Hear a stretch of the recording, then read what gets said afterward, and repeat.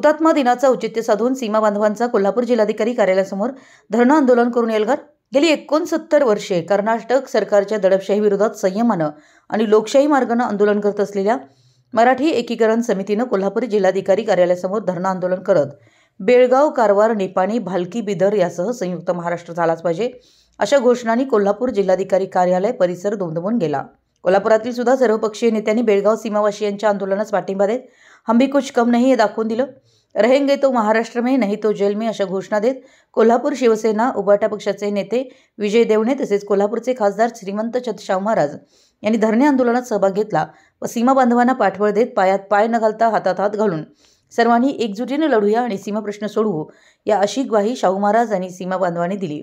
या धरणे आंदोलनामध्ये बेळगाव परिसरातून मराठी एकीकरण समितीचे हजारो कार्यकर्ते तसेच मराठी एकीकरण समितीचे मालोजी अष्टेकर व समितीचे पदाधिकारी कार्यकर्ते मोठ्या संख्येने उपस्थित होते। मराठी एस न्यूजसाठी मानकापूरहून बबन जामदार। सीमा भागातून आलेल्या सर्व बांधवांचं या कोल्हापूर जिल्ह्यामध्ये स्वागत करतो। खऱ्या अर्थानं गेली 20 वर्ष सुप्रीम कोर्टामध्ये या ठिकाणी केस चालू आहे आणि या केससाठी त्या ठिकाणी महाराष्ट्र शासनाच्या वतीनं भक्कमपणे बाजू मांडण्यासाठी जे वकील दिलेत ते बऱ्याच वेळा तारखांना हजर नसतात आणि त्या ठिकाणी ते बाजू ताकदीनं मांडत नाहीत, हे दुर्दैव आहे।